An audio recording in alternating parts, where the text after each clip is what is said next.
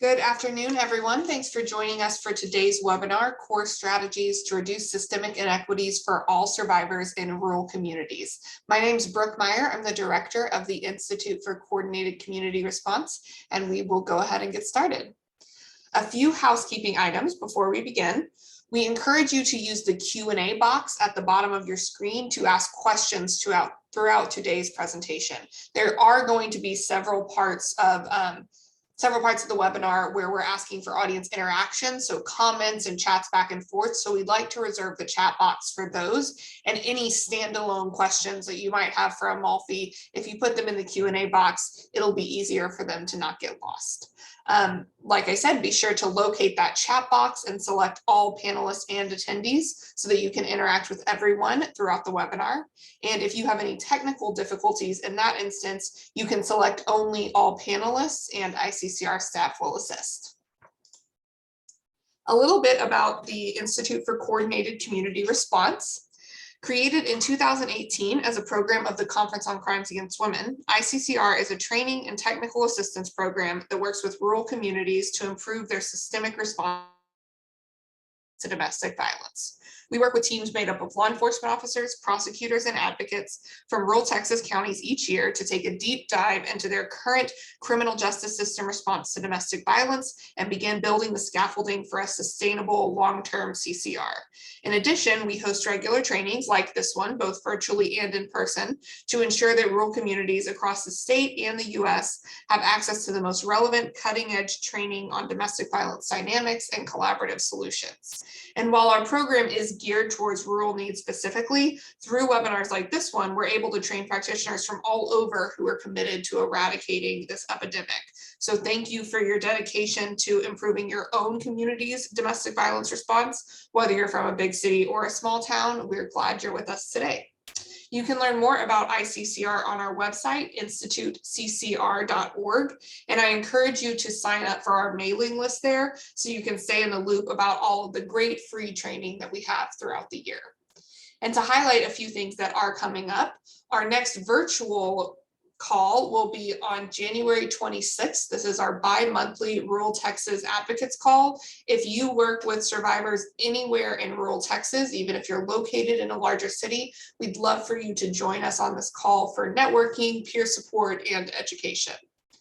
We also have an in-person training coming up in Pampa, Texas. So if you're within driving distance, this is completely free.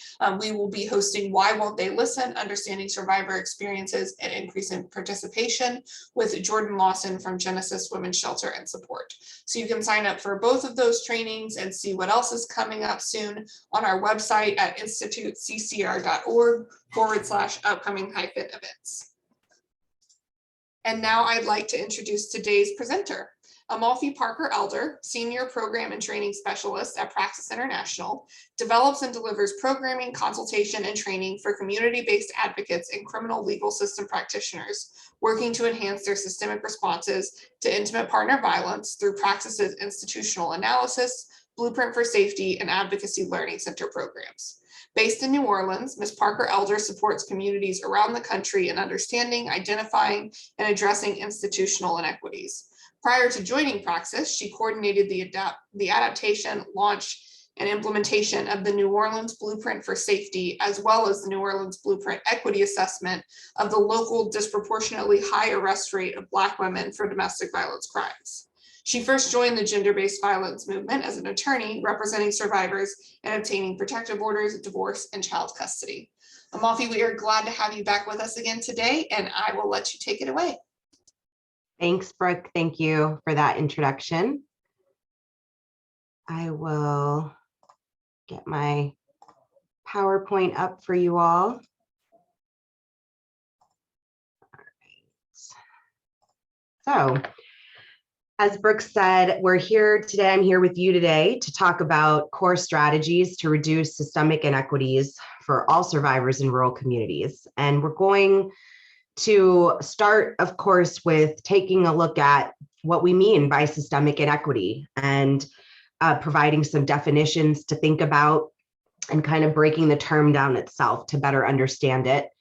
We'll talk about do some thinking together. I'm hoping to have as much engagement as possible. I know it's a webinar format, but I really encourage everyone throughout the time together today to please use the Q&A and use the chat, and don't hesitate to provide comments, feedback, or ask questions, and we'll do checking in with you and build some time in for that. And so we want to do some thinking together today about who are those communities where we live that are most impacted by systemic inequity, and then learn about collective approaches that communities have been using around the country, tools and strategies that have been used to address systemic inequity in local criminal legal system responses to domestic violence.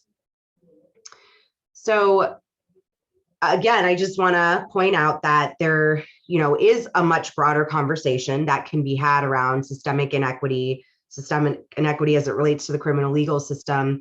But in the context for today, and what we're really talking about today, is where we see it in the context of responses to gender-based violence, to domestic violence, intimate partner violence. And I always like, because that's our particular context for the day, I always like to start by looking a little bit at, how the gender-based violence movement evolved in the direction of having a strong reliance on the criminal legal system, and what that means for where we are today and how we approach the work that we do. So we know, looking back at over the past 40 years or so, that coordinated community responses to domestic violence have been successful in leveraging the criminal legal system to hold abusers accountable and send messages of help to survivors. And you will typically hear me use the term survivor when I'm speaking about those who experience violence. But we are talking about the criminal legal system. So you may hear me slide into the term victim at times, just understanding that system language, just a word on language use for today. So we know that there has been a lot of gains made, a lot of successes in terms of, as the slide is kind of showing you, this work really started with women reaching out to help other women, survivors helping other survivors. Come move in with me, come stay on my couch, I will help you. It evolved from there into seeing more formalized shelters, right? And from shelters, the work that advocates were having with survivors, learning and understanding about the nature of the violence, right? We get a deeper analysis that this is battering. This is not just anger issues or situational moments of violence, right? That there's something deeper happening, that there's power and control. The wheel was developed, successes in terms of laws and policies enacted that really did shift, right? The way community thinks about the violence and accountability and how we take it seriously. The Duluth model was developed. It's really the foundation for the coordinated community response that we see today. And CCRs have really evolved in many different ways over the past 40 years. And while we know all of that to be true, we also know that for some survivors, they have not found the safety, right, that was hoped for in experiencing a systemic response to the violence. Some have been negatively impacted.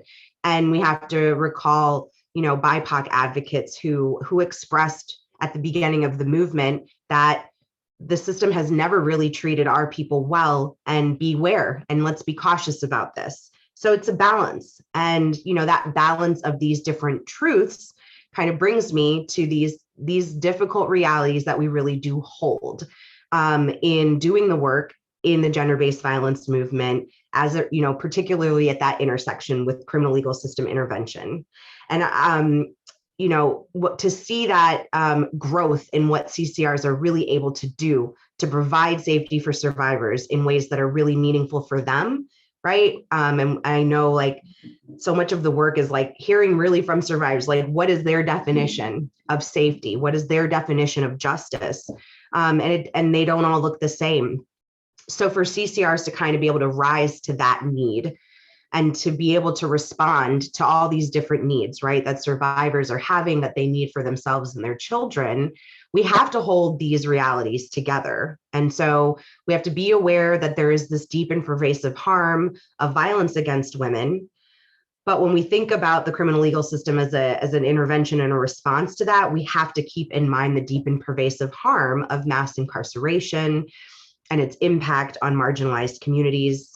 And kind of where these meet, what we unfortunately have seen right over the last 4 years is that survivors themselves are routinely caught up in the system in certain ways, whether they didn't make the call themselves, and now they're in the mix of it all, whether they inadvertently are arrested themselves, and other types of unintended consequences or disparity of impacts that can result, right, when the system intervenes.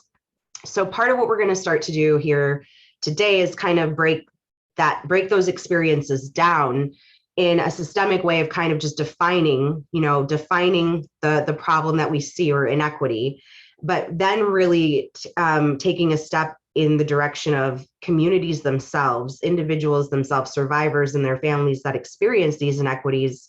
How do we tap into those experiences to better understand them, and then close the gap, right, in providing responses that can really take all of that into account.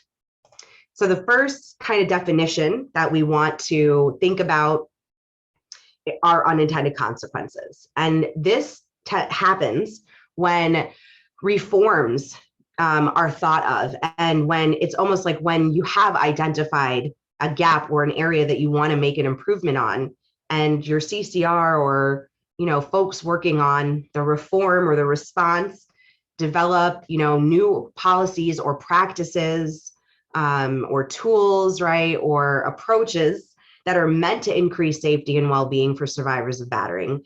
And ultimately, we find out once implemented that they jeopardize safety and well-being and possibly contribute to disparity of impact. And so a common example of this that I talk about are mandatory arrest laws.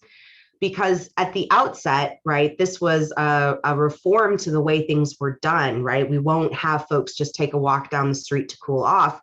If officers have that probable cause for arrest, the arrest will be made. And the intentions were good, and it was about increasing safety and well-being, because we're sending messages to the community of accountability, and we're saying, that we will take this seriously as a community. It's not all on the victim or survivor. And sending that surety, right, message to survivors. It's a serious crime, and it will have consequences. And then what we saw over time was what this really led to for a lot of different reasons. But what it led to was high arrest rates of women, of survivors, and really high increased dual arrest rates. And we can have a whole other conversation kind of picking apart this example of an inequity, which we won't have time for today, but we learned from that, right? And we've seen kind of more of a move now, I think, that I've seen in a lot of places where just a lot more discretion is being built in. And we're asking officers, to take on kind of a more nuanced assessment and understanding in the investigation of all the dynamics of what's happening, to prevent the unintended consequences there. So another example are like mandatory no contact orders, where, again, to kind of take the onus off of survivors, to prevent that retaliation, right? To say that we'll take that from you, and we'll be the ones, kind of the bad guys, the ones saying you're not allowed to talk to to the survivor at all, and we're not going to allow it. But over time, I think, I've worked with a lot of advocates who talk about how limiting that can be for survivors, because for whatever reason, to navigate finances or expenses or childcare arrangements, visits for kids, right? Contact needs to happen in some way or another. Don't want abuse to happen, but when you have the blanket mandatory no contact of any kind, it's a setup almost. And then we see where unintended consequences and disparities of impact start coming into play. And if anybody has had experiences or kind of appreciates what I'm saying about, what we've seen with mandatory arrest laws or mandatory no contact orders, or how that's shown up in work that you've done, please chat in about it, and we can bring that into the conversation. So the second definition that we want to think about today is disparity of impact. And what we mean by disparity of impact is when the proportion of a specific group within the control of the criminal legal system is greater than its proportion in the general population, or when the criminal legal system intervention has a more negative impact on a specific group compared to, how others experience the response. So sometimes I put the stats up on the slide. I can put these in the chat if it's helpful for anyone, let me know. But a couple statistics just to give you this idea of the numerical kind of aspect of this disparity of impact, the proportionality, right? That in the overall US population across the country, people of color make up only 37% of the total US population, but they make up 67% of the prison population. So right there, this is just a disproportion on the face of the numbers, right? There is a disproportionality in representation in terms of how people of color show up in the general population compared to how they show up in the prison population.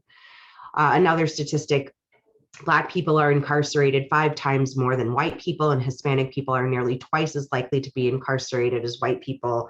In 2015, the rate of prison incarceration for Black women was double the rate for white women. The rate for Hispanic women was 1.2 times higher than white women. And this kind of information, these statistics, they're easily and readily available, kind of with like a Google click. This is kind of like the kind of standard demographical information that's available, that we just know about the system in general. But when we do look closer on more local levels, we see similar numbers and similar disproportions. So we're gonna take a little time to kind of look a little more locally later. So we raise these definitions, I think in part because the definitions I do think give a really concrete way of thinking about what do we mean when we say systemic inequity. But also in a bigger sense, just holding those difficult realities with us, holding these definitions with us, then we can understand that, safety for some survivors cannot be separated from the impact of these difficult realities. So when we're trying to enhance our CCRs to really provide the best response possible for all in our communities, we have to really think about how these certain difficult realities, right? How disparity of impact, how unintended consequences, how other aspects of someone's identity can impact how they experience the system's response becomes really critical to really being able to enhance our CCR and our local response. So I'm just going to pause for a moment. I haven't been able to see the Q&A. I've been looking at the chat, but I'll just do a quick check with you, Brooke, and see if anything has come in. No questions yet. Okay, perfect. So where do we begin in terms of, either you as an individual advocate or practitioner, or if you're thinking about the CCR that you already do work within and that group or team of folks, and you're thinking like, I do want to address systemic inequity. I want to better understand it. I would like our community to be thinking about this. Where do we even begin?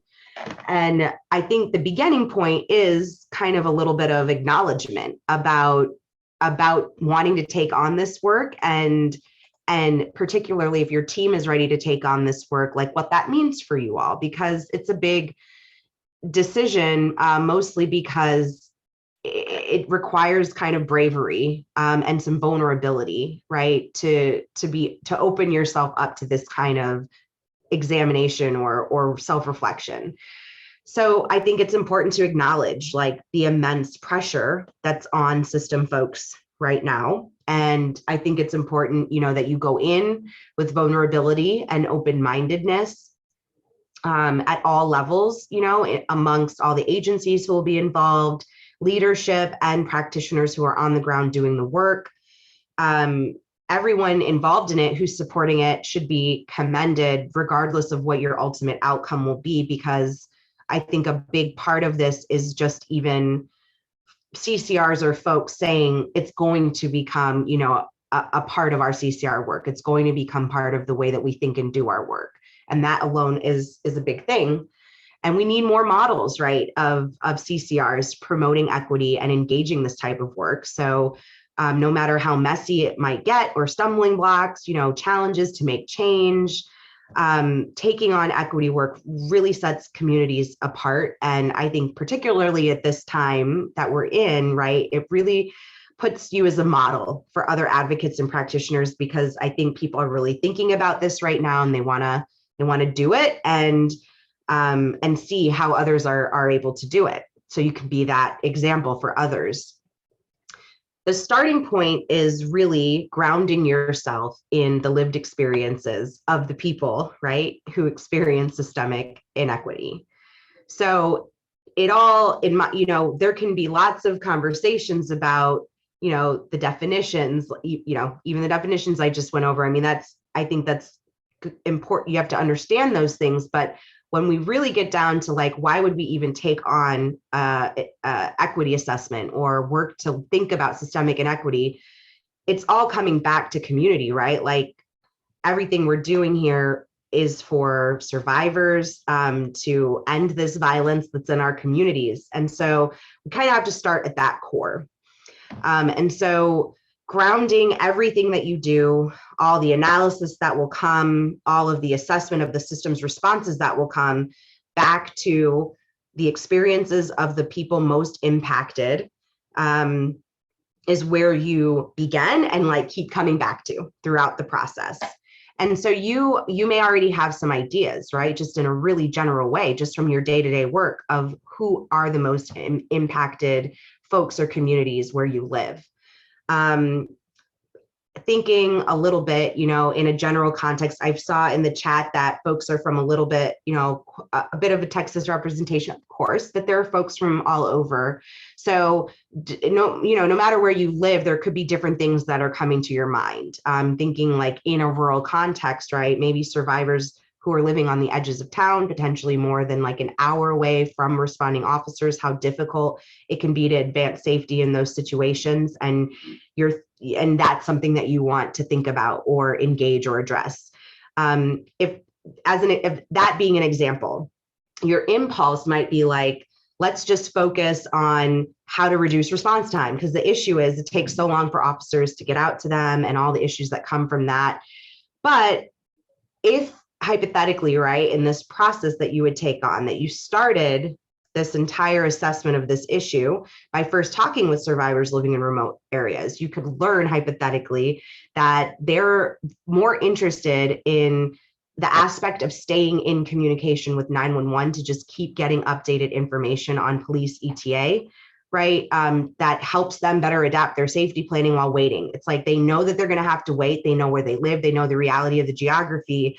But if they're going to have to wait, then can we have some type of better technology in place, like where there can be ongoing text messages if we can't keep a stable phone connection, stuff like that.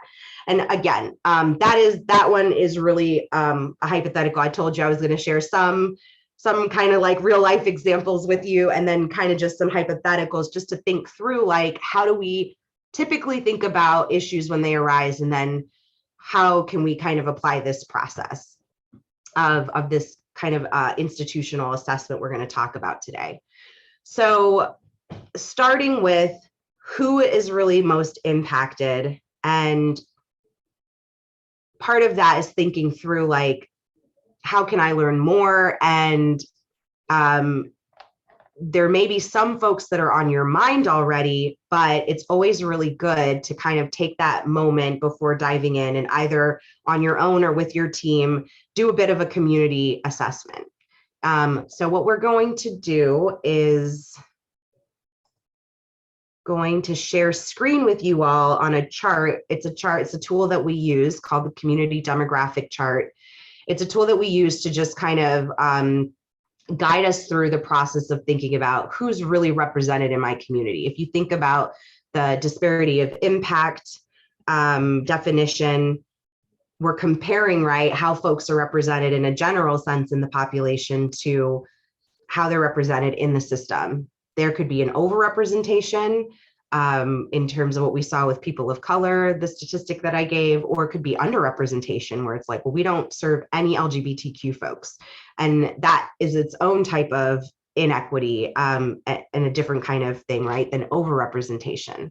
So I'm going to stop share on the PowerPoint for a moment and screen share this document. And what I've done is, if it's not coming up clearly for any reason, Brooke, just shout out and let me know. Otherwise, I'll assume all is good. What I've done, just for the sake of our, time together today, not being really like long enough or being able to interact with you all enough to kind of put you in teams to talk about and do this on your own, I've created kind of based on statistics of real communities, but I've just kind of put together a sample information for a sample kind of rural community, rural town USA. And I've completed some of the areas that's like data that's really readily available to anyone. You can get US Census Bureau data on almost anywhere, right, on the internet. Other websites have some information, related to certain groups and populations living in a community.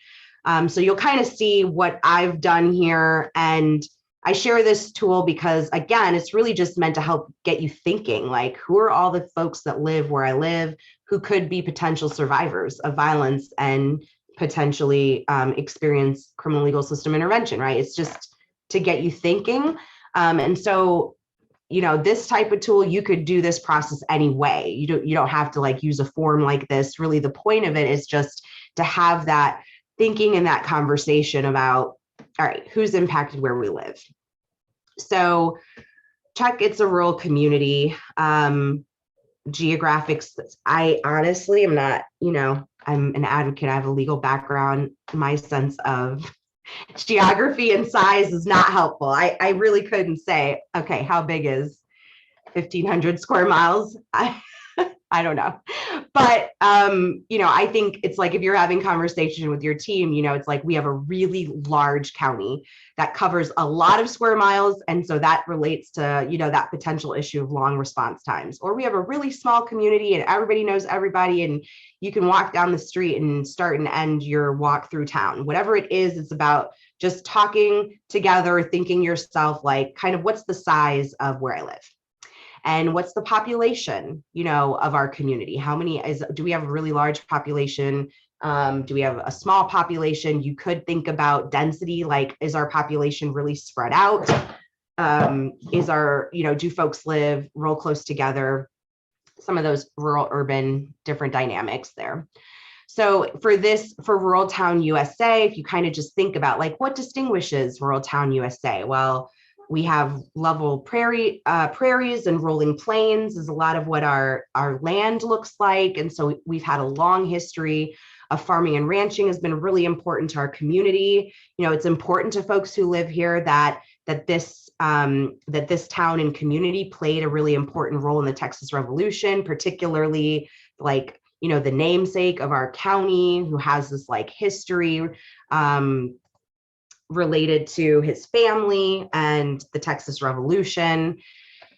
So whatever, it could be anything. I've worked, with communities who are like, we've had this famous celebrity who's from where we are. It's just thinking about, what makes your community unique. Then, like I said, this is basic US Census kind of Bureau data, getting a racial breakdown of who lives in your community. And just thinking about that. I work with a lot of communities, particularly rural communities, who, kind of the instinct is to feel like, well, I mean, we're pretty rural, and so we're not very diverse, it's pretty white. But I just always, feel like in a general sense, sure, but you can always end up looking up the data, and there's always a few there. So a few others. And so I think sometimes it's interesting, even if you think, like something like your racial demographics, look it up and just see. Could be interesting to see what it says. Gender distribution, it's always slightly more females than males when we look at the gender distributions of places. Age distributions. And again, it's not to say that you're pulling all of this data because it's all going to like plug into a formula you need to do systemic inequity work. This is about having conversations like, thinking about age distribution. It really makes us think that, we have a lot of juveniles in our juvenile system who are experiencing domestic violence charges. And that's something that Duluth, Minnesota actually looked at a few years ago. So again, this is to kind of have those kind of thoughts maybe be triggered and for folks to think about, we really do see, much younger folks represented, and it kind of starts that conversation.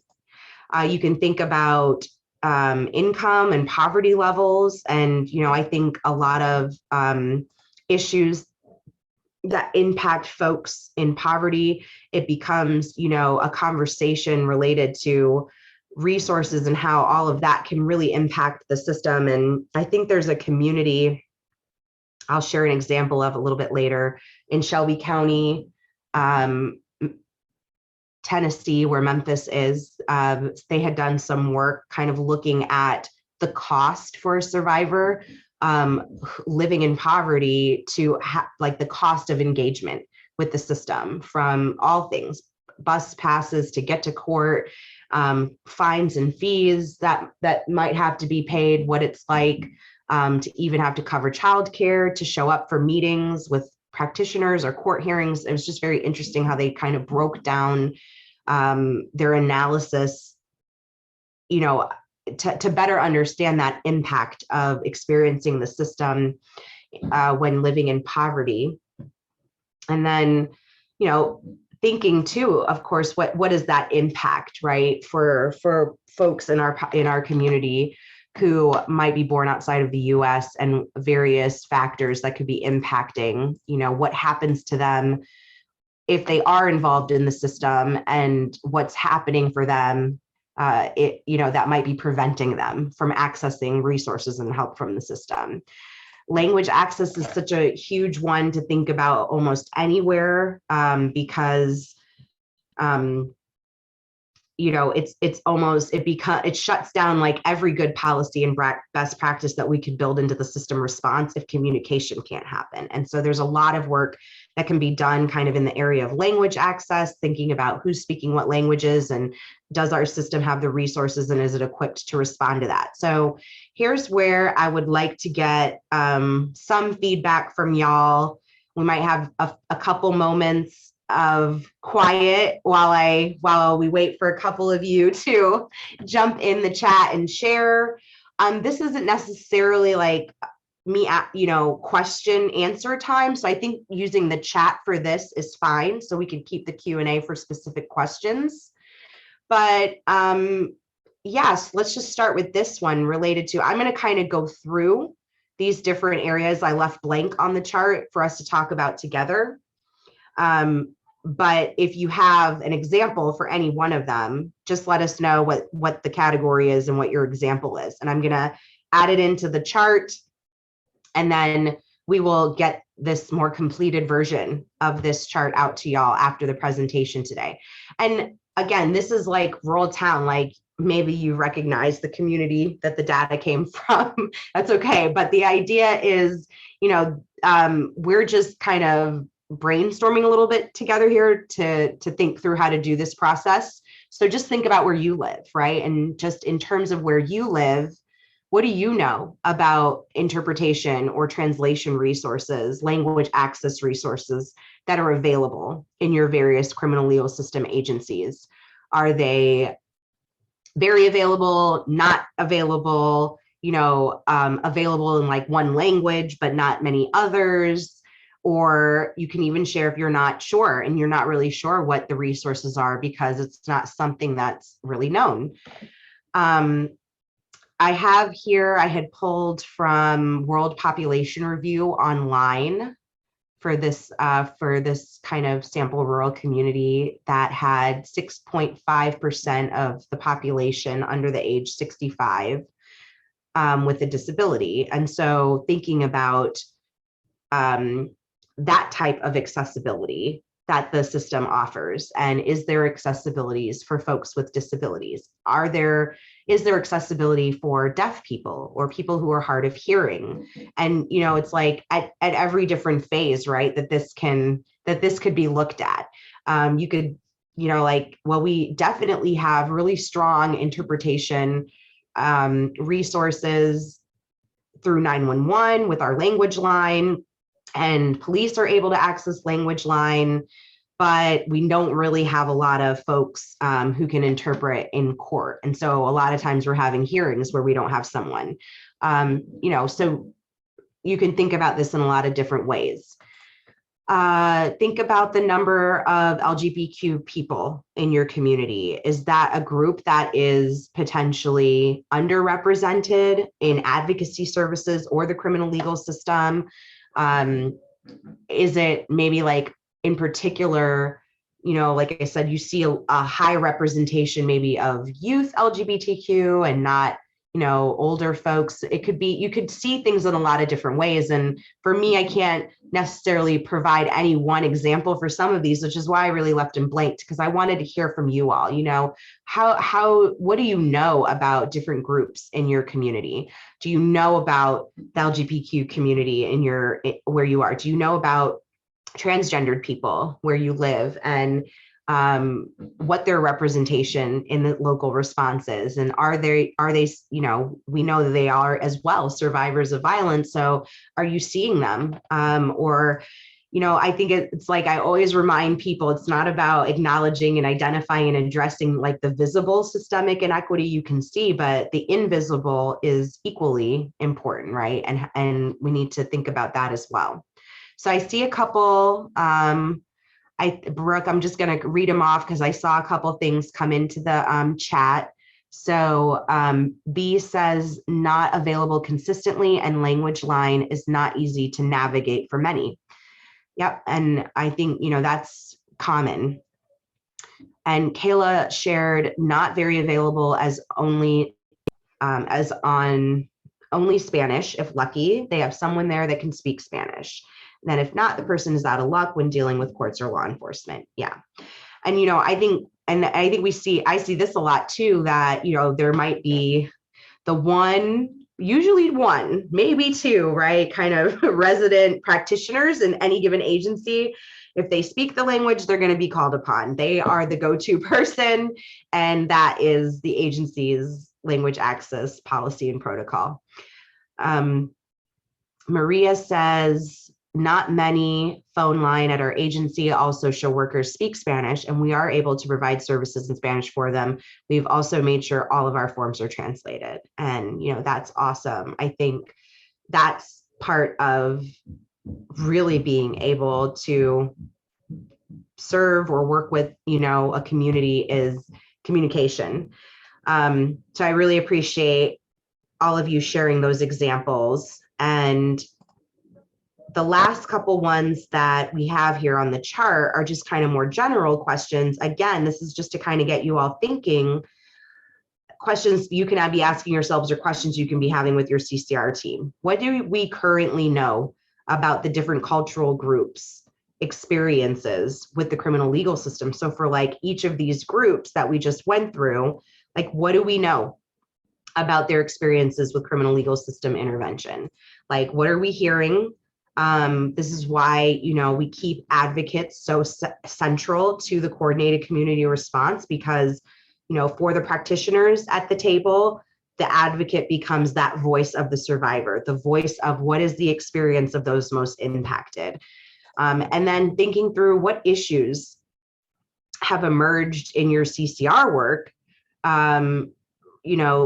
related to inequitable outcomes you want to learn more about. So maybe there's some things that you have already been talking about as a team, and you've already been kind of saying, we really want to do something about the fact that nobody really understands how to navigate or use our language line. It's a resource that is not helpful and not consistent, and we want to strategically approach that. And I think there's certain things you could say, like, well, if our issue is just that we need to translate more flyers, we can try to make that happen. And you could pick kind of one or two responses, right, when you uncover an inequity, and approach it that way. But what we're really going to dive into for the rest of the conversation today is, like, how do you have a real deep assessment process that you can engage in with all of the members of your CCR, to really kind of do a deep analysis of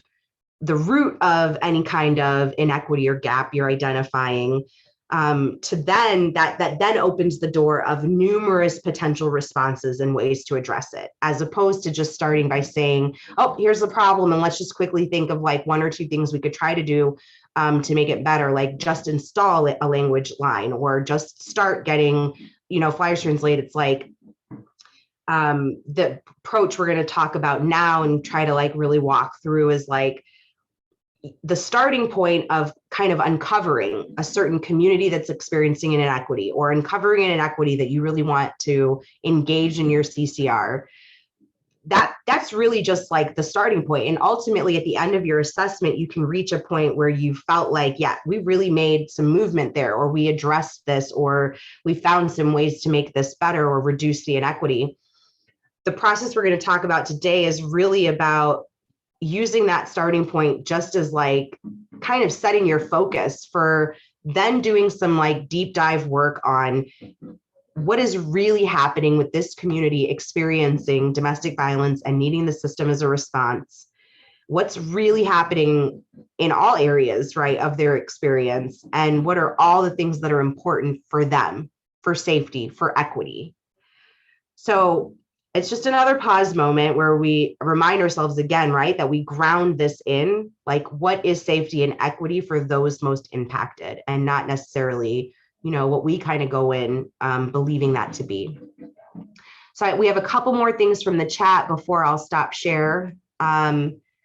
That there is a note from Bruna that we carry assumptions that people can read. And I'm glad that you raised that, because that's a really big one, and in any language, right? And so that again kind of is another way of thinking through accessibility. Where and when do you need to read something for somebody in their language as well? And we have B saying, again, I think resources for Spanish speaking staff, like seminars and terminology language used, would be helpful. I'm fluent in Spanish, but legal clinical terms had me feeling neglectful when helping my Spanish speaking clients. Thank you. And Maria shares, in terms of serving our Spanish speaking community, our facility has adapted with bilingual advocates. However, when it comes to meeting the needs of clients who either don't speak Spanish and speak another language, or perhaps speak an indigenous language, resources are limited, and simply trying to meet the needs of our Spanish-speaking community is not enough. Yeah, I completely understand that. And I'll share it here just because of the comments that were made, but I did, in New Orleans, when I was coordinating the Blueprint for Safety in New Orleans, I'm still based there, so I'm talking to you today from my home office in New Orleans. Our local advocacy program that serves survivors, the Family Justice Center here in New Orleans, partnered with two culturally specific advocacy kind of nonprofit-based agencies to have a navigator program that they had kind of developed, so that it was like the FJC knew that they weren't going to be able to either possess all of the necessary languages needed to reach all folks in the New Orleans community, or the necessary kind of cultural background or relevancy, just a recognition, right, that like we are not necessarily set up to be as responsive to a certain community as their own culturally, right, specific group that's already in their community. So they had navigators from those agencies within certain communities be these navigators who really brought survivors through that mainstream Family Justice Center service provision kind of hand in hand to provide that cultural connection. So I was just really loved how they had coordinated that and facilitated that. And I think that's great, because then it's not asking an advocacy agency to take on, right, so more resources or capacity than what they're necessarily originally designed to do. And it creates that community collaboration and partnership that we are about to transition into talking about. So just do a quick moment. Oh, one more message. With this being said, bilingual advocates are primarily working with the immigrant community, meaning bilingual advocates take on much more, such as tasks that include assisting clients with assimilating and meeting needs that language barriers make quite difficult, 100%.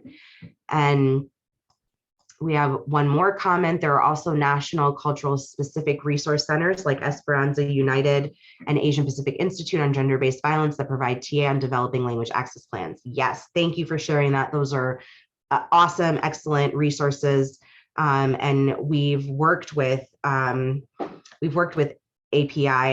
quite a bit at Praxis, and they've helped us develop some of our tools, and they've worked with some of our blueprint communities on developing language access plans as a result of their equity assessment. So thank you so much for sharing that. So I'm going to stop share on that chart, and Brooke, I'm just going to ask you, I think you keep the chat log, but since I was doing more talking than chatting, I'd like to fill in that Word document after the presentation today. And so if you can kind of keep the chat to be able to share with me later, then we will get you all that chart. And we can probably send a blank one too, if that's helpful. So folks, have a blank one in case it's a tool you want to use in the future. Okay, so it's certainly not as easy or simple, or it could be, but it may not be as simple as just we filled out our demographic chart, we've had a conversation, and here's this community that we're going to work with, and we're moving ahead. Maybe it is. Maybe, like I said, maybe you've already had a sense as a community, like this is something that we want to work on, and now we're gonna take it on. At whatever stage that you're at, where you finally say, this is a particular systemic inequity or inequitable experience, or a particular community, like in Duluth, Minnesota, in their blueprint, they had just decided to learn from Native American women experiencing intimate partner violence and the criminal legal system response. They weren't necessarily saying there's a specific inequity we're going to address. It was, we know that Native women are experiencing inequities, so we want to just learn from them and then be responsive to what we learn. So you can kind of have your starting point be different depending on what makes sense for your community. But when right, like this is the community we want to work with, or this is the systemic inequity we really want to engage and think about, there are some preparation steps that we think are really important.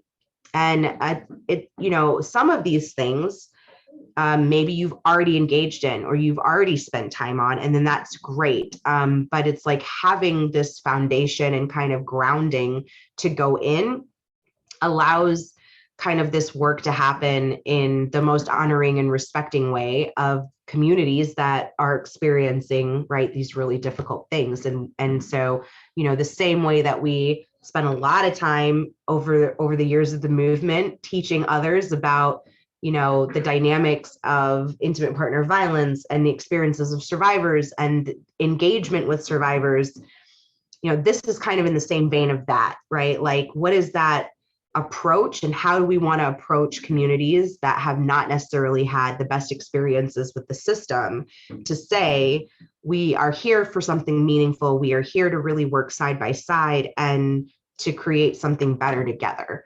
So like, how do we do that? Authentically, genuinely, respectfully.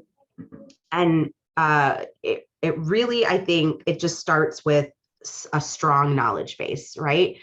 There is a threshold, right, of how much any person outside of a community can learn about that community. There's only so much that I could maybe try to learn about Mexican culture, history, the experience of being Mexican. I'm not Mexican, right? So I'm saying, I could read a lot of books. I could maybe even move to Mexico and live there for a little while, but there's ultimately going to be a threshold. And at that threshold of how much you could potentially learn about another community, that, when you reach that threshold, that's really where community-based experts from that community come in, because there's only so far you're going to be able to go. And ultimately you will need that voice, the same way that we rely upon the voice of survivors to teach us what we need to know about intimate partner violence. And we in the system rely upon advocates to be that voice. We need to hear directly from folks experiencing the inequities, and we need to rely upon the expertise of some of the experts coming from that community, right? And before even getting to the point of reaching out to those experts, and before saying, well, let's set up a bunch of focus groups with Spanish speaking survivors, how much do you know, and how close to that threshold have you yourself been able to get, or you as a CCR team come? And I am definitely not saying that you have to spend all this time that I know you don't have researching and studying and like making it a whole thesis paper, but it could be as simple as a Google search. It could be as extensive as, we're going to do a lit review. We're going to pull some articles and we're going to dive into some of the research and really understand. The most reasonable degree for you and your CCR, just do some homework and develop a minimal, level. Strong would be ideal, of just information that's readily available. Some communities, there is not information very readily available, right? Like there's not necessarily going to be as much at your fingertips related to Indigenous trans women per se. But what you're able to find, what you're able to kind of grow your knowledge with, do that. And what it does is it helps in a few different ways. And some of that can be like preventing tokenism, and also just like presenting a sense among the community when you go to the community to say, hey, we really want to do this work and improve system responses for your community, that it doesn't, appear that you're just there without kind of real engagement and authentic commitment to wanting to work with this community, to kind of say like, well, we're here to make everything better and make all the responses better, but tell me what's actually happening, break it all down for me. That genuineness comes from being like, I could never personally know, but I have a real appreciation of what I have learned and seen from my work in what's happening with the community. And more importantly, I'm asking to develop a relationship with you where I can learn firsthand from you, and where you can uplift the voices of those in your community to share the story, rather than, it being us trying to kind of get some info from you and set the narrative. So do a little bit of that kind of like pre-work. And it goes so far in showing that investment, right? When you go to community experts to form partnerships. When I say community-based expert, I don't necessarily mean folks with degrees and like necessarily title holders. When we think about a community-based expert, the same way that we kind of hold survivors up as experts of understanding the nature of intimate partner violence, so when we have them come and we speak in focus groups or whatnot, we might provide that compensation to acknowledge that expertise.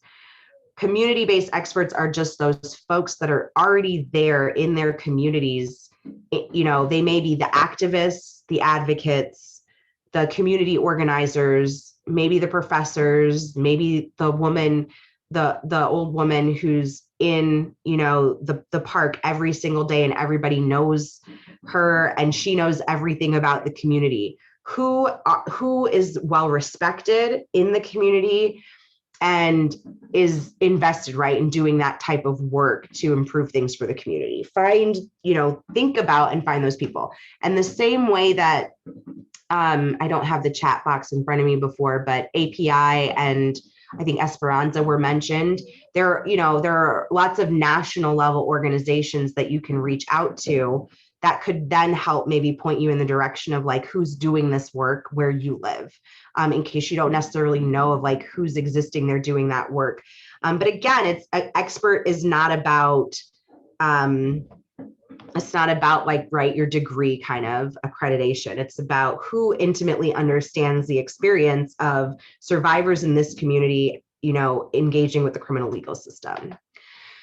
And so once you form a team, and we'll talk in a moment on the next slide, like different ways to kind of work with and engage community-based experts. It doesn't have to just be that they join your CCR team. There could be a lot of different ways that you engage with them as it relates to this kind of equity assessment, but you will really need to learn, right, from the community most impacted. And this is the piece where you'll have listening sessions or focus groups or talking sessions with survivors from the impacted community, but also with the community-based experts. Learn as much as you can directly from folks experiencing it. And that sets a strong foundation for what your team can keep coming back to when you get to the point of looking at the system's response. So, meaningful partnership with community. And if folks would like to put into the chat, I'm not seeing the chat right now, Brooke. So if anything comes up, just shout out and let me know. But share with us some examples of partnerships with communities that you've formed or engaged in before. Have you had, any kind of previous work where your agency or your CCR kind of partnered with or had some kind of collaboration or working together? It could be in any capacity, with a culturally specific group where you are, or it looks like Bruna said a social worker at the school. Lynn said a SART team. SART team. Okay. Great. Thank you. And so thinking about meaningful partnership, because partnerships can happen in a lot of different ways. Partnerships, and this is just from like what I've seen in my own work in CCR, not like when I was coordinating the blueprint before, I was kind of more like working with CCRs. When I was working in a CCR and kind of things that I would experience and see, and things that we were learning, things that we were acknowledging about ourselves in our CCR, was we were recognizing and seeing how we were kind of taking like a one-way approach to partnership, right? Which is not really partnership in my mind. To say, well, we feel that we know we're not really doing a great job serving the LGBTQIA community. And so we're going to bring in a representative from a local agency who's going to kind of talk to us about LGBTQI awareness and cultural competency as it relates to LGBTQ community. And, we had that training. It was a successful training and folks really learned a lot, but it's been a year and our numbers haven't changed at all. We're still not seeing LGBTQI people, like they still aren't accessing our services, et cetera. And, so that evolved. And one of the evolutions of that was the Navigator program that I talked about earlier, in saying that it's more than just training on cultural competency or the community, but it's literally creating that environment that community wants to be in. And so, so it's really going deeper, like not just learning about the community, but how do we create the space for that community in our agency so they'll want to be here. The two-way street is really, in my opinion, like if you're going to do kind of outreach and engagement to community and say, we in the system folks and advocates have really been thinking about this particular issue facing our community, and we want to do something about it. And it may very well be like that this is an issue for them that's so deeply personal that they've already been working on it for so long. What are their initiatives, right? What are their programs, events, action items that are on their agency's agenda, plate or mission? And how can you acknowledge that, maybe learn about that a little bit before even the first meeting that you have with them, show up for those events or opportunities, or in some way contribute? Because what you'll be asking them to do is share the deep, intimate experiences that their community is having with system folks, and be vulnerable to being open to the system and hopeful for potential change and opportunity for equity, and what then is given in return to create the two-way street. And so a little bit of some of that pre-learning, that happens with the knowledge base, can involve learning about community-based experts, the work they're doing, and how you can support that work, since they'll be supporting your initiative. Follow through. Follow through is important, but I think what's most important about it is being as realistic and transparent as possible, right? And so, just to be honest about it, and to be honest about, we want to engage in this process. We want to do the work. We want to do an assessment of all of this. We want to learn, and we do want to find solutions, but we can't honestly promise any particular solution. We cannot even say or promise, right, that, oh, this will all result in a certain new policy or certain new training, or, we promise new conversations that have never been had will happen. Hopefully those things could happen, and you will ultimately find some type of responses and solutions that you'll come up with as a team, but be realistic, right? I think that what we've seen is some of the hesitation and reservation that folks in marginalized communities have with partnering with criminal legal system in initiatives, thinking interventions initiatives, is a little bit of that fear of we've been down this road before and we were promised change and it didn't happen, or we were called upon for our expert knowledge and then we never heard from anyone again, kind of stuff. And then offering the range of involvement. And so again, just the same way that you do CCR work, you're not necessarily paid to do that, but you do it, it's in tandem and kind of part of what you do as an advocate or a practitioner.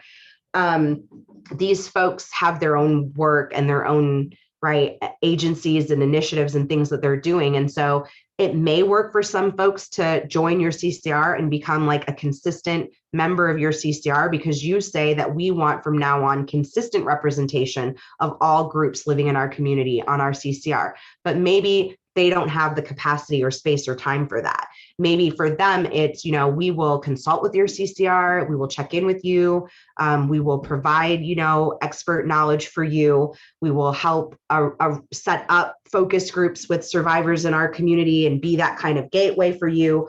Maybe they're we'll review things, if you all determine things, develop things, new policies or flyers or whatever it may be, we're happy to kind of be advisors on that and advise you in your process. And, for some too, that may not have the resources to do this work with you, maybe it is providing expert compensation in a certain way. Like I said, we provide that for survivors in different situations. So you can think through that there's a range of involvement, and maybe the two-way street and the follow through can really, really happen in the advising kind of area, or we work on focus groups area together. And again, I think it's just always about open communication with partners and transparency. So, in terms of learning from community, this is just really brief. I know ICCR has offered a lot of other resources to you all on focus groups and other ways to learn from community. And so, of course, groups where you have a few survivors in a room together, a few experts or advocates, or one-on-one interviews or conversations, surveys, even just kind of having conversations with folks. It doesn't have to be super formal, but the idea is that when we're learning from community, it's dialogue over data collection, right? Like we're engaging, we're trying to connect and better understand, and not kind of like, our checklist of just give us this info and this info and that info, right? Like real engagement. So I just wanted to do another check on the chat. Just let me know, Brooke, if there was anything else, because I'm going to transition us now into talking about that was, this was the piece on, the starting point and where and how we get started and how we really root ourselves in community and those experiencing the inequity. And now I'm going to transition us into when you've done that and you have this solid foundation of understanding of the experience of the inequity. Now we get into the root of it and where it comes from in the system's response and how to really approach that from an institutional assessment approach. Haven't seen you come off mute, Brooke. So I think that means there's nothing right now. So I'm gonna shift us. Oh, yes. You raised a hand, Brooke? No, that's correct. No questions right now. Okay. So as a team or you doing this thinking, you've identified a particular inequity experienced in the community. You've done some homework. You've identified some community-based experts.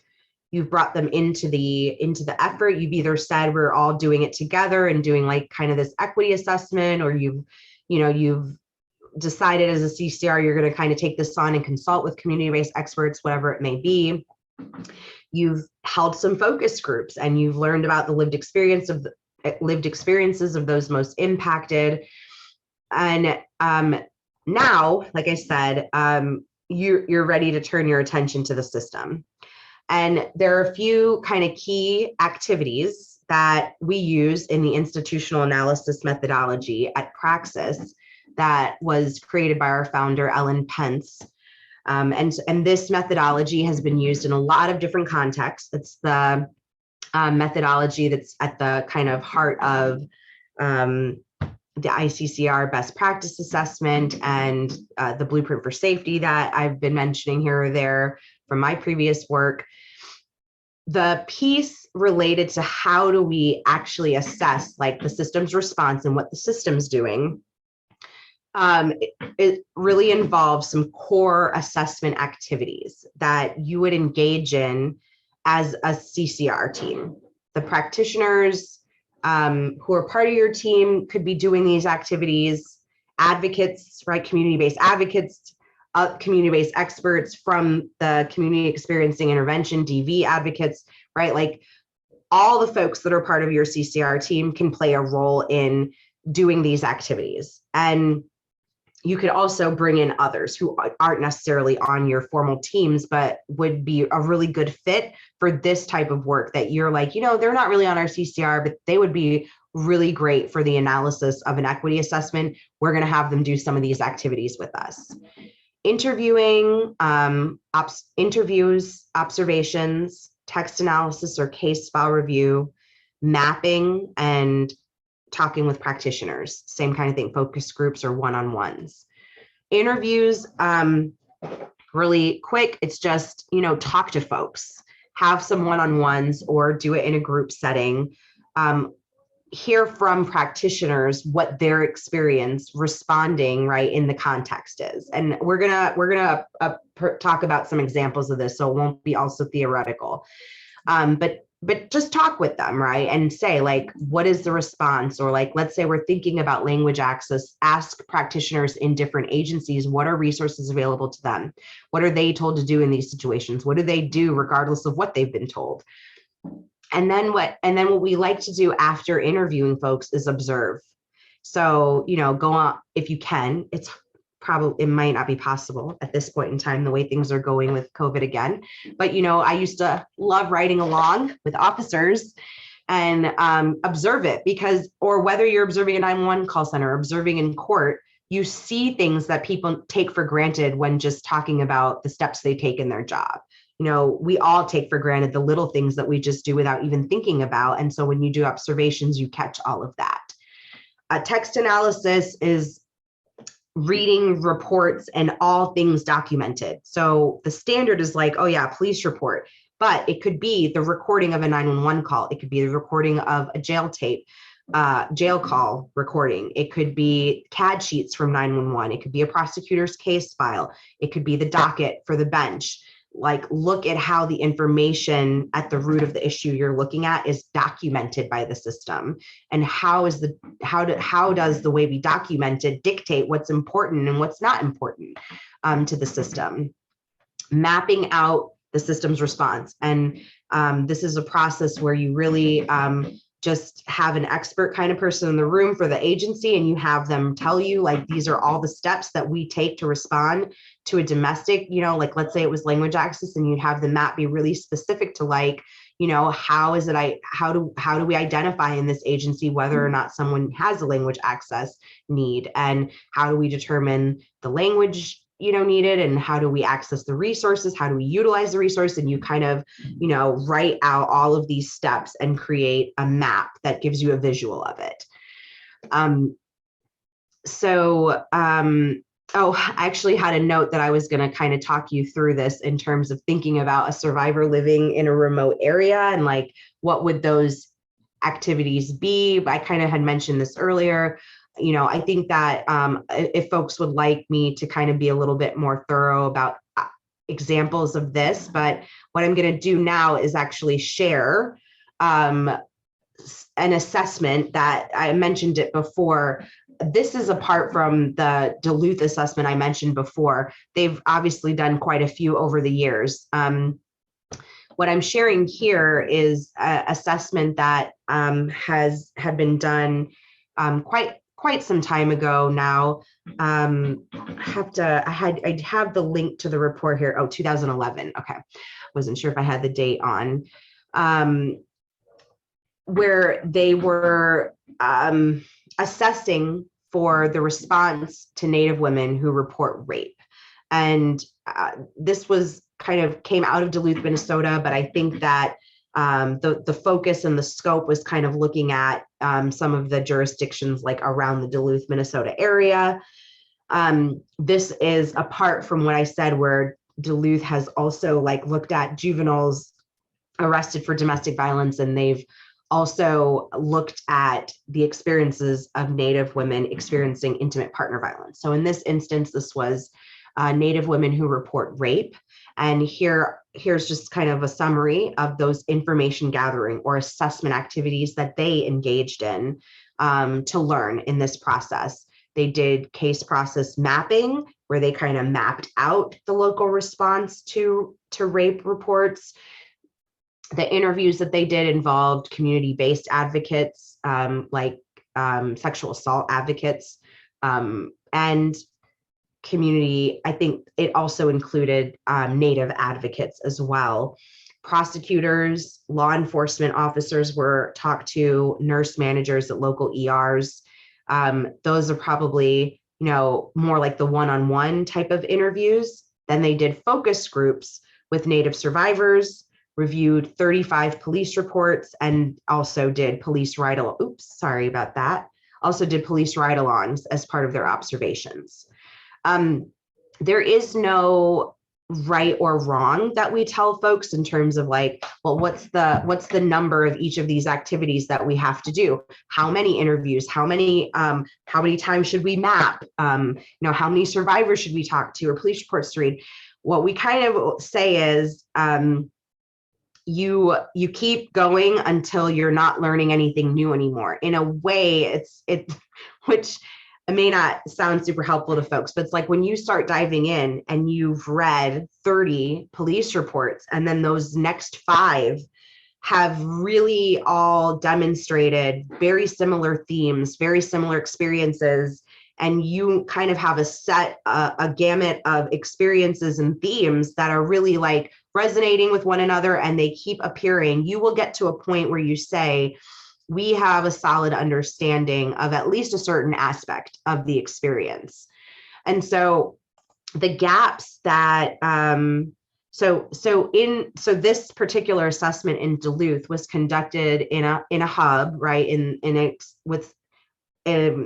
around Duluth with several reservations nearby. And the team was led by Native advocates in the community, including elders and other Native practitioners, including criminal legal system partner agencies like law enforcement, prosecution, and victim witness advocacy.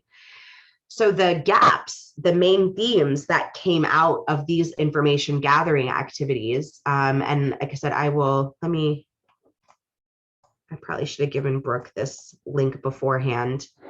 It's not letting me copy it the way that I have my notes up, but I will make sure we get the link for this shared. Actually, yeah. So I'll get the link to the report to you. But the gaps that they identified through this information gathering process was intervening agencies do not reliably follow through with investigation and charging of rapes of Native women. Native women do not have regular access to sexual assault advocacy. Very few Native women receive any follow-up contact, either from police or from advocates after they report to the police that they have been raped. Many cases hinge more on perceptions of a woman's credibility than it does on the entire set of circumstances. Key aspects of safety and danger assessments have not been well developed in the law enforcement response to sexual violence. There is a lack of sexual assault specific Native advocacy in Duluth, and Native women are negatively affected by the system's efforts to be colorblind. So there's some really interesting information in the report that I'll share a link to if y'all are interested. And so what came of that, right? That is an expansive kind of list of gaps and findings that came from, and I don't, it's all how you look at it. But when I think about that, they didn't do a super extensive or, 3-year kind of assessment process that took tons of time. You saw from the list of activities, like it wasn't like, they dove in for all this, that it took so much time and effort to reveal some really consistent recurring themes and gaps that folks were experiencing. So just to say, you don't have to do such an extensive amount of assessment to really get at the heart of the nature sometimes. So some of the outcomes that came from this assessment were the hiring of Native advocates at the local rape crisis center, formal protocols for follow-up, contact by investigators and prosecutors, and supervisory review tools to strengthen investigation of sexual assault. There's quite a bit more that were part of the outcomes and kind of what resulted from this. And so, like I said, if you're interested in this and learning more about it, I encourage you to check the report out. But this just gives you a sense of like the activities that you engage in. And when you do these activities, kind of like, what do you learn? So I'm trying to kind of move myself onwards a little bit because there is one last interactive piece I definitely want to be able to fit in with you all before we end for today. And this is kind of the last slide here, and there may not be a ton of time for reflections and questions, but I want to hear from you all in this poll. So everyone start kind of get your thinking hats on, and we're going to process this hypothetical together. The institutional analysis methodology that involves doing these core assessment activities, interviews and observations, case file review, mapping, focused groups, talking to survivors, is a process that is really about how does the system operate. It's not a process of saying that gaps or even inequities are rooted in individual workers' performance level or biases or beliefs. Yes, every individual worker does show up with their own level of performance or biases or beliefs. But when we go through this process of an institutional analysis, we're really interested in saying that, institutions themselves are kind of these bodies that live and breathe in certain ways. They organize their workers to operate and think and function in a very specific way. And they organize their workers in the ways that you see in front of you on the screen. So we've referred to these in different ways, methods, trails, ways of organizing workers. But if you think about this, and you can think through it as you're looking at the screen here, you can think about this in terms of your own work, right? Like, what education and training was needed when you took on your position or to prepare for your position? What resources do you use day in and day out in your work? What are administrative practices that you have to be engaged in? You're an advocate that works with survivors in a direct advocacy way, but you still have to do timesheets. And if you are a supervisor, then you have management duties, et cetera. What is the mission, purpose, and function of your agency, of your position, right? What have you been told that you are showing up every day to carry out and to put forth into the community? What rules and regulations dictate what you can do and when, right? What are your policies? What are your protocols? What are maybe even laws that dictate what you do in your work? Linkages is like, how are you linked to others in order to do your work, right? And that's huge in CCR work. Everybody's linked in the system, and advocates become linked with practitioners. And how are you linked to those experiencing systemic inequity in your community? Which brings us to accountability, and accountability can operate in so many different ways. Accountability to the folks you work directly with, accountability to the people that you work with, your peers, accountability of the system, to community, to promoting justice and safety. So it can show up on many different levels. And concepts and theories, which, to me, gets the closest to what's going on in people's minds and hearts in this analysis, since we're not interested in looking at individuals. But if you sit back and think about, if I really thought about this agency's overall kind of thinking about domestic violence, I'd say we've done a lot of work. And over the last few years, we have very strong concepts and theories about intimate partner violence, battering, power and control, how it operates, the dynamics for survivors, how we're going to engage with them. Or you might say, we still have a lot of concepts and theories we need to work through, a lot of victim blaming still, a lot of frustration at, officers who are showing up at frequent flyers. The terminology that is used can often kind of give you a sense of where are the concepts and theories at among these practitioners or agency. So just to emphasize and reiterate again, because we're going to do this hypothetical here, that we don't really want to think about the potential practitioner who always does an amazing job and is always at 100%, productivity, and they do the best of what they do. And we don't necessarily concerned with the worst practitioner who we know is full of biases and, who really doesn't get domestic violence or anything like that. If we just thought about kind of, the general worker who shows up to work wanting to do a good job every day, and they do their work dictated by these different kind of methods that you see in front of you on the screen, how do these things, these ways that are organizing this worker, impact, their ability to provide services? How is it inadvertently, or maybe not so inadvertently, creating the gaps between what this worker is trying to do for the survivor and what the survivor is ultimately experiencing, right? This is where that gap kind of happens between the mission, purpose, and function, what the agency is designed and set up to do, and where that can, not necessarily line up, where there might be that disconnect, where a gap is created from what the survivor is really seeking and needing. So this is our hypothetical.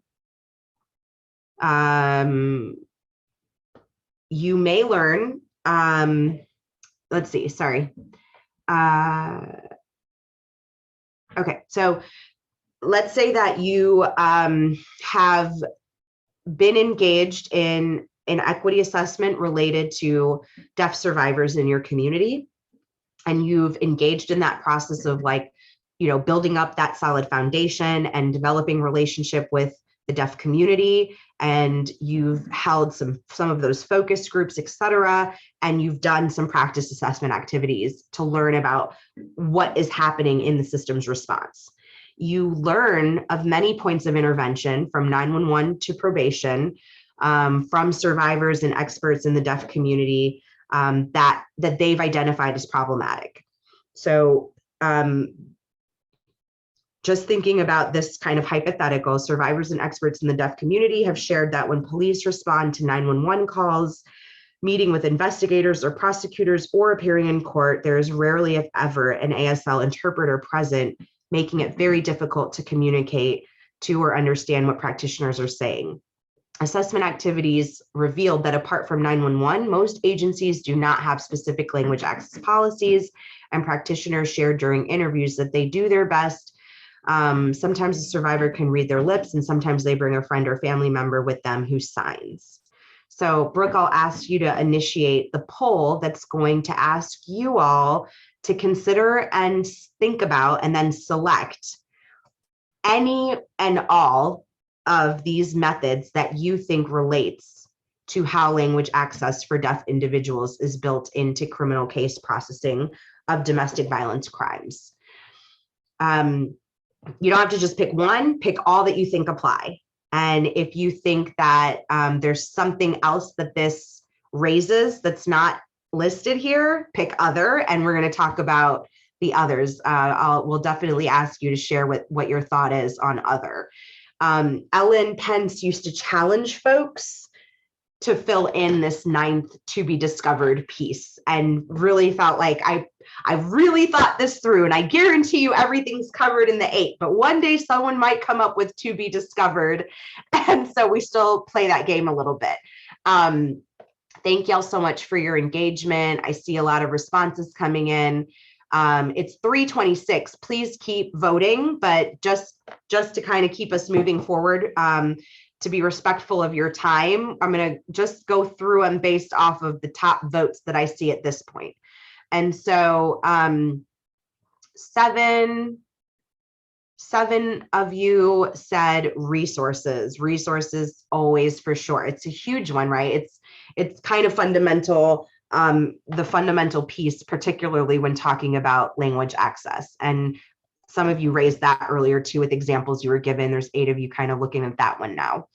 The next one that came up, there's a couple of rules and regulations, education and training came up for 6 of you. And absolutely. So, if you have a language line, but no one, right? And somebody mentioned this before, like, well, we have one, but no one really knows how to navigate it, or it's difficult to use, or only one agency has access to it, or only certain people have access to it. And then even if, let's say necessarily that you have the resources and you have done training with folks on how to use those resources, but then there's nothing in like policy or protocol or standard operating procedures, or even kind of like, I'm thinking administrative practices a little bit, like forms and things you have to fill out. There's nothing that's formally requiring a worker or practitioner to like engage the language access line. It's just not explicitly in policy or protocol that, these are the steps that you take when you know that someone has a language accessibility need. Let's see, administrative practices, accountability came up as a high one as well. And that's a little bit of what I was just saying, that for accountability to happen, you kind of have to have that rule or regulation to base it on, right? So like we hold you accountable to what standard? The standard has to show up somewhere, which usually comes through in that rule and regulation. And then, what I appreciate about this is that there are votes for all of them on here, and really every single one of them is kind of implicated, right? Because if the mission and purpose and function is to like advance safety and justice for all survivors in our community, then you have to think about the individual needs of each different type of survivor. And that would include deaf survivors and what their needs are. And when we think about linkages, then there's obviously, and part of my example was kind of breaking that down, that, obviously accessibility is going to show up across the board for all agencies. And where are there ways that resources could be linked and shared to improve, right, what the system can offer? So now we've got like a minute until it ends, but I really want to hear quickly from a couple folks who said the other. If you can put into the chat what you were thinking, that would be awesome. Really, definitely interested to hear that. And I'm sorry, Mohini, that I missed your question about not fully understanding what we were trying to do with the exercise. I hope us kind of going through it and talking about the examples helped. But, the idea that we have in terms of identifying these 8 different places where certain inequities or inequitable responses could come up is that these then become the sources of potential solutions, right? And so if you've identified that one of the issues is any one of these things, then it clearly is like we're missing a certain rule or regulation that's needed. We need to put one in place. We have a certain rule or regulation, but it's ineffective and practitioners are not actually doing what it was intended for them to do. So we need to go tweak and modify that. And then the last thing I'll just say is go beyond what's on the screen, because in the realm of looking at systemic inequity and getting at the heart of what marginalized communities are experiencing, their needs don't always fit in any institutional box, right? Their needs could be well outside of the institutional box. And part of that meaningful partnership is being creative and open to, again, how do we support not necessarily the solution to this that's within the system, but how do we support our new community partners and survivors in these other communities with right, achieving what they really need, even if it's outside of the system. So I know we're at time. A few folks shared, policies, procedures, protocol. Thank you. Last check, I'll say, Brooke, if there was anything in the Q&A that I could answer. Otherwise, thank you all so much for your time today. I know you might have some closing thoughts, Brooke. I really appreciate you all. Sorry for going a little over. And please do contact me or Praxis if you have any questions at all or would like more information. Thank you, Brooke. Thank you so much, Amalfi. No further questions at this time. We really appreciate you sharing all of this great information with us. Thank you to our attendees for participating in the interactive discussions. Within 24 hours, watch your email for the webinar evaluation, a recording of this presentation, and the handouts that Amalfi referenced. Once you complete the evaluation, then you will receive your accreditation certificate after that. Thank you all again, and I hope everyone has a great weekend. Thank you, everyone. Bye. Thank you, Brooke. Thank you, Becky. Thanks. Bye.